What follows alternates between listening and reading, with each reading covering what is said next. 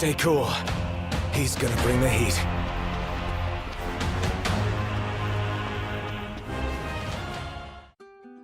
Hello everyone and welcome to the JustPhantomComics YouTube channel. Today we are going to do something slightly different. Like, I haven't said that so many times, but that is besides the point. We are here today to talk about PlayStation, and specifically PlayStation trophies. Now, if you're like me, you really enjoy getting those shiny platinum trophies on your PSN profile. I have a total of 51 platinums to my name. With that said, I am not a hardcore trophy hunter by any means. I don't purchase games for easy platinums, nor do I purchase games just for the platinums.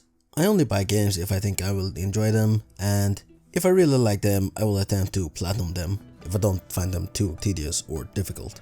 I'm at a point in my life where work is taking up so much time that trophy hunting has become rather difficult and, dare I say, tedious. Not only is it tedious, it is also very stressful. Trying to get a certain trophy just kills any enjoyment I have with a game, or it can, I should say. But I do have to say that most PlayStation exclusive games I have enjoyed the platinum journey. I think Sony Interactive Entertainment does a good job with their trophy lists for the most part. So as of right now, I am temporarily retired from trophy hunting, even though I almost fell into trying to platinum Hogwarts Legacy. I beat the main story along with the relationship quests, then I looked at the trophy list and was like, so let me see what the trophy list looks like, and then I saw that you had to do collectibles. Then I went into the menus to see how many collectibles I had left, and when I saw I had like 400 plus accumulative collectibles left, I instantly deleted the game. And I haven't touched it since. And now I'm playing Gotham Knights. There are so many other games I'm yet to play or that are coming out. There's literally a new AAA game coming out every single month at this point. But with that said, let's take a look at my mediocre trophy list.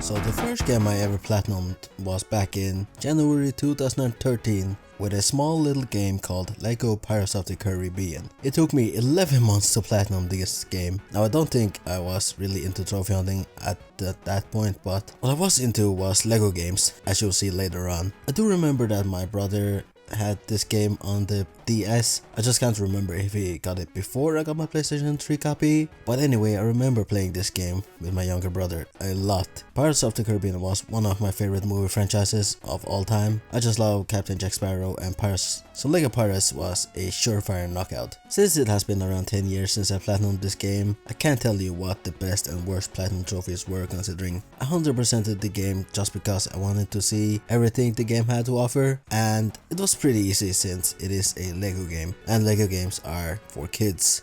Next up, you have another Lego game. It is Lego Batman 2 DC Superheroes. As you may or may not know by now, Batman is my favorite superhero. I remember playing Lego Batman the video game back on my PS2, so getting the sequel was a very easy choice. I never 100% completed the original Lego game, but I do remember I only needed to unlock 1 or 2 characters. I think one of them was Rachel Gould. I know the game is on PlayStation Plus streaming, so I might have to check it out if my internet is good enough. As I said, I love Lego games and Batman, so getting any Lego game based on the DC property was a no-brainer. The last trophy I got in Lego Batman 2 was defeating Sinestro as Green Lantern, and the first was play a level in co-op. Coincidentally, I popped my first 6 trophies on my birthday. So I was a loser back then. Well, maybe I still am a loser, to be honest. My platinum number 3 is Sly 3 Honor Among Thieves. So Sly 3 is the only game on my list where I have enlisted the help of a friend. I remember attempting this platinum trophy over and over again. I just could not get it. I remember it was one of those infuriating flying levels or something like that. I just couldn't get it done for some reason. So I basically asked one of my friends for help because he owned the game since the PS2 days. The PC version was just an HD version, I believe. My last trophy was the 100% pure Cooper trophy, which entails 100% game completion. We got it on October 3rd, 2014. I am so grateful he helped me with this trophy. I don't think I could have ever survived a 99% trophy completion. So the next 2 platinums are also Lego games. These are the last Lego games for a while, but it is Lego Marvel Superheroes, probably the best Lego game to date, and Lego Batman 3 Beyond Gotham, a game that seems to have divided LEGO fans, but I have personally enjoyed every superhero LEGO game. I platinum LEGO Marvel in June 2015 and it took me 3 months. LEGO Batman 3 I platinum on September 20th, 2015 and took me 2 days and 8 hours. It was my fastest platinum for a long time. The last trophy I unlocked were I'm Always Angry, which you get for transforming into the Hulk 50 times, and that's all folks, witness 100% LEGO stud fountain. And obviously that was in the Batman game. My 6th platinum is very easy and straightforward. All you have to do is beat the game. Yes, you guessed it, it is a Telltale game. It's not The Walking Dead however, it is Tales from the Borderlands, an incredibly good game with tons of good humor. My 7th platinum is an underrated game ported to the PS4 from either the PSP or the Vita. It's called Gravity Rush. It's the remastered version. It was such a unique experience and was probably the first game I've played that was outside my usual genre. I do have to say, if you get motion sickness really easily, this is probably not the game for you because it involves a lot of gravity and being upside down and stuff like that. Minecraft is the next platinum. There's no way I would have ever gotten this platinum legit. Actually, cloud save scummed my way to the platinum trophy. I don't think I could have gotten to the Ender Dragon without the creative mode glitch, nor would I have ever been able to craft 500 meters of railroads. Not to say I'm not proud of this platinum, it still took me over a year to platinum. And you all know Minecraft, it's a solid game. Next up is Far Cry 4, the first Far Cry I've ever played. The only other Far Cry I've tried is Far Cry New Dawn. I just don't vibe with first person shooters for some reason. But then again, Far Cry really hooked me in for some reason. A very memorable experience. I almost didn't get the platinum because it has some BS online co-op trophies. It is the Changing Lanes trophy where you have to perform a vehicle takedown from the passenger seat of a vehicle, and the Brothers in Arms trophy where you have to liberate one outpost playing as Herc.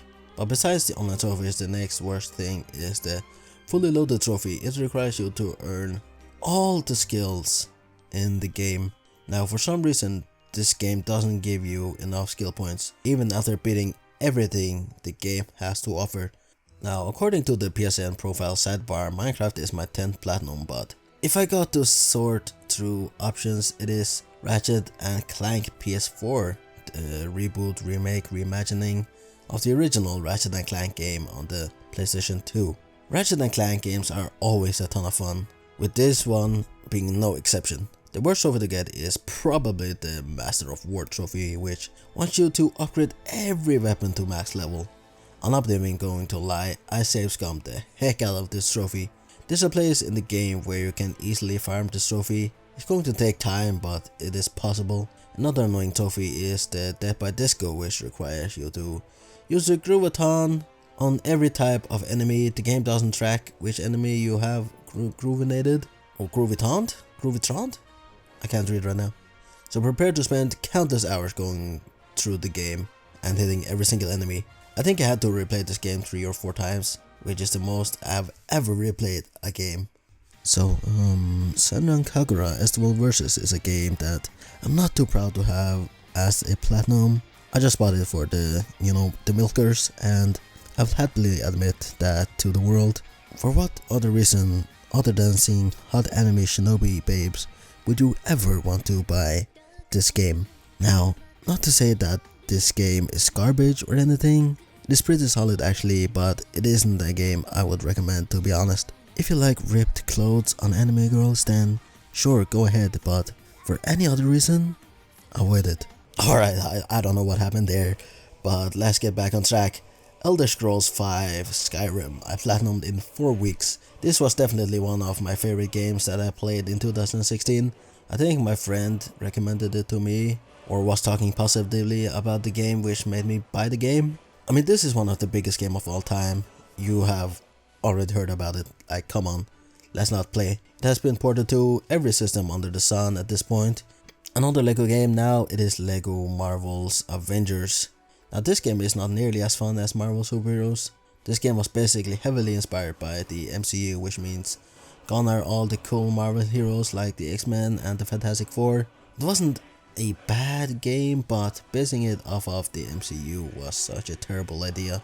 From creating the best LEGO game ever to one of the most disappointing, what a turnaround. My 14th Platinum is one of my all-time favorite games. It is Uncharted 4, A Thief's End.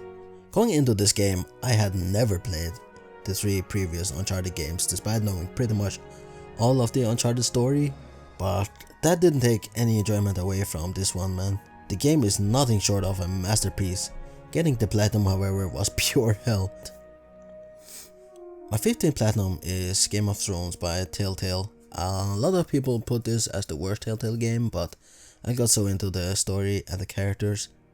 Yes, it has a lot of unlikable characters, but I don't think that should take away from the quality of the game itself.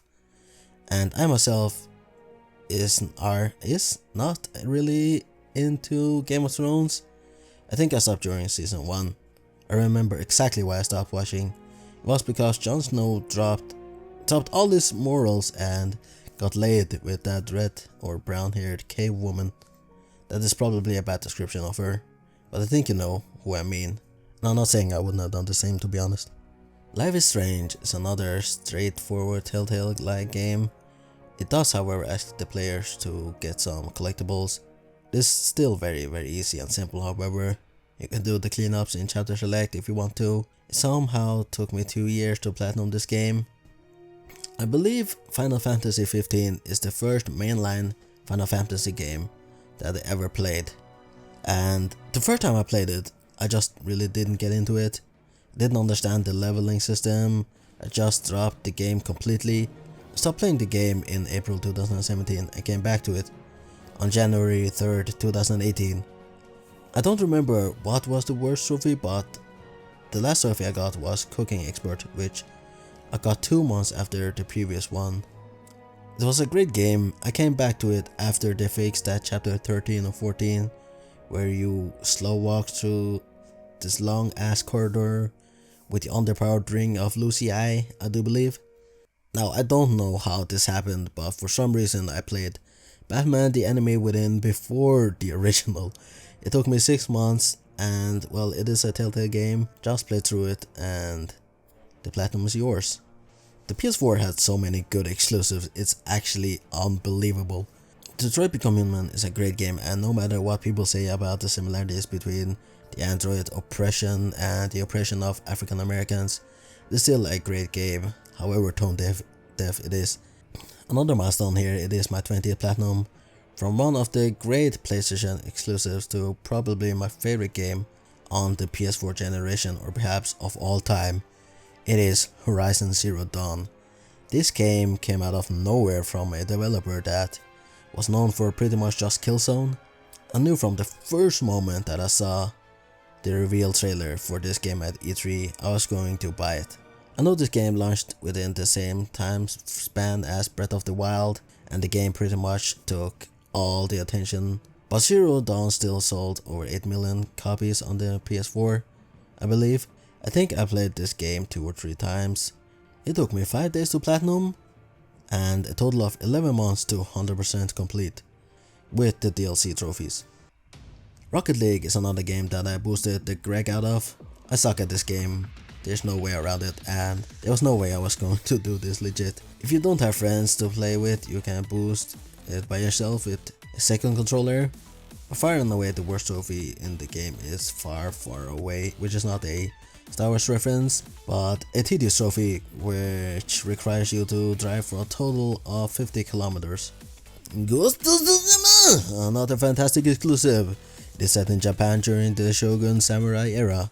I think there's a term for it, but I can't remember what it is called. It's not ancient Japan. But yeah, the game it took me 1 week to platinum, and my last trophy was Honor the Unseen, bow to 10 hidden altars across Tsushima. The best trophy is probably the Cooper Clan cosplayer, which is a Sly Cooper reference as Sucker Punch, or just like the original Sly Trilogy developers. The worst trophy is probably the Helping Sword Hand, which is completing all the side quests. Marvel Spider-Man Miles Morales is my 23rd platinum, and it is the greatest Spider-Man game of all time. Fight me. This game has no BS, it's a shorter experience with less bloat, which automatically makes it a better game. No, that's not true, but it has better music, cooler abilities, better graphics, faster loading, and looks better. And of course it has no screwball missions, which, you know, just boost the game up to like 2 above the original. This has to be in my top 10 favorite PS4 games, even if it ran horribly on the PS4, the base PS4. Had so many game breaking bugs and glitches, it was actually insane. I don't think I've ever had that many glitches in a game before, but nonetheless, it's a great game. Uncharted The Lost Legacy is another game not too different from Uncharted 4. There's some different trophies, but pretty similar nonetheless. As always, crashing was the worst trophy. Immortals Phoenix Rising is one of those games that I really enjoyed but was absolutely ruined by trophy hunting. The grind required to get the platinum trophy is insane. I think it took me over 90 hours to beat this game and I will never touch it again. It has a lot of tedious trophies, which includes Potion Professional, Wingnut, Ornithology, More Than 12 Labors, Armed and Dangerous, Fully Charged, Powered Up, and Weapons Master, and a lot more. Batman the Telltale series is next up. Great game, nothing really to say here. God of War 2018 took me over 3 years to platinum. It actually got stuck multiple times. First, it was because I forgot how to jump over gaps. And then I got stuck on one of those elevator timed survival round thingies. This is one of those games of all time, but some of the trophies really suck. Everything to do with the Alvaldi workshop sucks. Rayman collectibles are never fun. And of course, beating all the Valkyries, specifically the Valkyrie Queen. Oh my god, that gives me nightmares, flashbacks. Oh man, I had to lower my game difficulty down to the easiest difficulty, and I still had a hard time beating her. Marvel Spider-Man Miles Morales, the PlayStation 5 version this time. I auto-popped it, took me 2 seconds. Star Wars Jedi Fallen Order. I actually started on my PlayStation 4, but I imported my save to the PS5. It's a good game, but not perfect by any means, especially with the backtracking, no fast travel nonsense. My favorite trophy is probably What Goes Around, where you defeat an enemy with their own slowed blaster bolt. It's sadistic, but the developers put it in. The Wolf Among Us is a game that released back in 2013 and is based on the DC Comics Vertigo imprint comic series, The Fables, written by Bill Willingham back in 2002. The game serves as a prequel to the series. This game is probably the most unique Telltale game in my opinion, and is severely underrated, though it is loved by those who have played it. I actually streamed the game through the PS3 cloud streaming, so I didn't get very good graphics and the game ran like trash, but I still had a great time and cannot wait until the sequel comes or doesn't come out. Alright, so you already know that Horizon is my favorite franchise, so I'm not going to spend too much time on Horizon Forbidden West. Forbidden West is already over 1 year old at this point, which is pretty crazy to me. I think this game is the most time I've ever taken to platinum a game. It took me 3 weeks and 1 day to finish, and I still haven't played the DLC, even though I was really excited for it. I actually haven't touched my PS5 in over a month. And what I mean by saying this took me the longest to platinum, it's obviously not true because, you know, it took me 3 weeks, but what I mean when I say that is that I took my time with it. I didn't rush the platinum trophy. Man, that was the worst explanation ever. My 32nd platinum is another easy one. It is an auto-pop platinum for the PS5 version of Ghost of Tsushima. I think Lost Words Beyond the Page is the first actual crappy platinum I have, as some people call it. It took me 1 day to platinum and, well, I have nothing else to say. I guess the story was pretty heartwarming. Telling Lies is another grubby I have. I just used a guide to get it in about 2 hours. I wouldn't even say I actually played or experienced the game. At least I didn't actually physically pay for it. Jak 2 and 3 are both games where you can glitch or cheat your way to the end of the game and get the platinum very fast. Well, I say very fast. I mean, the game is literally allows you to cheat, so is it cheating? I mean, Jak 2 only took me around 15 minutes, even with 41 trophies, but Jak 3 took me just shy of 7 hours to platinum with 47 trophies. So I played GTA 5 since it originally released on the PlayStation 3, and I never actually platinumed it on there. I did, however, platinum the PS4 version of GTA 5. It only took me 7 years and 7 months. Of course, I didn't actively work towards it for 7 years straight. GTA 5 Platinum was probably one of the Platinum that is absolutely not worth getting, as the grind is an absolutely horrific experience. It's like Rockstar actively deters you from 100%ing their game, as you get dog all for collecting any of their thousands of collectibles. Worst game by far to Platinum, not worth it in my opinion. Stay far away from this one, even if it's super satisfying to finally hear that Platinum pop. My 38th Platinum is a game called Last Stop, a pretty interesting game that could have benefited from a bigger budget and more experienced developers who know more about choice-based games or adventure games or whatever. This game has, I believe, 3 different protagonists, 1 female and 2 males, and the 2 males unknowingly got body switched like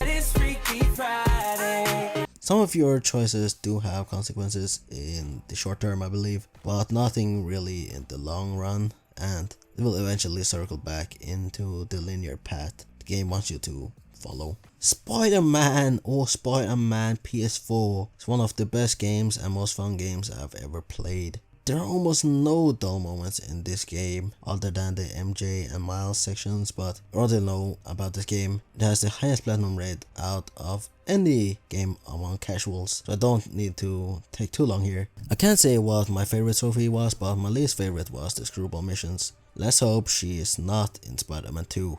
Alright, so Platinum number 40. Lego DC Super Villains took me over 3 years to Platinum. The reason it took me this long to Platinum is that because for a long while the game gave me motion sickness. I tried and tried very often, but after 20-30 minutes I had to take a water break, and sometimes I could continue to play, but other times I had to literally stop for hours, so I just put the game to the side for many years. The game is also a little too big for a Lego game for my liking. I used to love Lego games, but they seem to have fallen out of favor with me. Is it because I'm getting older? I hope not. My favorite trophy is probably just designing your own Lego character. Astro's Playroom is one of the highest quality and most fun free games I've ever played. As you know, if you have a PlayStation 5, it came free with the console, full of throwbacks, Easter eggs, collectibles, and of course fun gameplay. It took me a while to actually properly play the game, but once I did, I really enjoyed it. It took me 9 months to platinum. Ape Escape is either a PlayStation 1 or PlayStation 2 classic emulated to run on the PS4 or 5. To me, it's one of the worst experiences ever. Now, I didn't play it legitimately, but it still took me over a week to finish. Maybe if I played it properly, I would have more fun, but honestly, I just don't think the game is for me. So number 43 and 44 are the same game, one for the PS4 and one for the PS5. A Plague Tale Innocence is one of those games that just came out of nowhere and just intrigued me right away. It's not the AAA game that I'm used to playing, but dang was it good. It's not specifically action packed or anything like that, but the game has a good premise and characters. Number 45 and 46 are again both Lego games, this time the Lego Star Wars The Force Awakens game and the Lego Harry Potter Year 1 to 4. Star Wars took me 5 years and 9 months, and Harry Potter took me 4 years and 1 month, and I platinumed them in October 11th and 12th respectively. Sly Cooper and the Thieves' Raccoonus is the first game in the series and the second and final game I platinumed in the series. I started the game a long time ago on the PlayStation 3, but I actually never finished it. When the Sly Collection finally released back on the PlayStation Collection, I replayed it. I already had a 1/3 of the trophies, but I still had to replay the entire game as the original save file was on the PlayStation 3, and I played this one on the PlayStation 4 through streaming. But yeah, the game took me 9 years to beat. The first batch of trophies I earned were in 2013, and the second batch was in 2022. Shadow of War is a crazy game that overstays its welcome with its last arc. But before that, it is actually a really enjoyable game. Now, I know it had a lot of controversy when it released with its loot boxes and whatnot, but I never experienced the game that early on. I came in after all that had been taken out, so I really just had a good time with the game. Now, some of the trophies are beyond frustrating. I'm not even gonna sugarcoat it. The worst trophies by far are these trophies: trolling, kill a captain while riding an O-log, such great heights, reached the rank of captain in Online Conquest. Peace in Death, complete the Shadow Wars, among many more that took me way too long. The base game has a huge list of 53 annoying trophies, which is very big. The game took me 3 years and about 9 months to finish. One of my favorite indie games of all time is a little game you might know called Kena Bridge of Spirits. Now, it's an indie game that was heavily backed by Sony, I believe, so it has a bigger budget than your average indie game, but it's still an indie game. The game got nominated for multiple game awards, including Best Art Direction and Best Independent Game and Best Debut Indie Game, for which it won both awards. And hugely deserved, might I say. Don't let the game's cutesy art style fool you, it is a brutal game. The most difficult and unfair trophies in the game is the Master Spirit Guide trophy. It asks you to beat the game on the hardest possible difficulty, with just luck from the start, which means that you have to replay the entire game just for one trophy, unless you are like me and just skip most of the game on the highest difficulty because of an exploit. Now look, the only reason I did it was because there was no reality where I would actually be able to beat the game on the highest difficulty. I struggled with the normal difficulty, for crying out loud, even after they patched it to make the bosses easier. But yeah, I love the game. I'm still hoping for a sequel. The worst trophy is definitely the Rot and the Rot Hats collectibles. But yeah, the feeling of overcoming those challenges felt great. And when you get those parries down and get them consistently, it makes you feel very powerful. My 50th and penultimate platinum trophy is an easy and enjoyable platinum trophy. Bar 1 trophy if you played the game at launch. I'm of course talking about the Ratchet & Clank Rift Apart, a Sony exclusive! Oh, wait, what? Never mind. Sony just announced it's coming to PC in July. Alright. That just ruined everything I had to say. I guess I can just say that it's one of the quintessential PlayStation 5 games that shows off all the PS5's features and gimmicks, just like Astro's Playroom. Rift Apart is a must-play game on the PlayStation 5, just don't buy it at full price because the game is pretty short. And the grind you had to do in previous Ratchet & Clank games is completely removed from this game. The game is way more accessible, along with the trophy list itself. The game took me 1 day and 23 hours to platinum and has 0 microtransactions and no DLC. Just a pure game experience, just like they used to be. Oh yeah, and it worked at launch.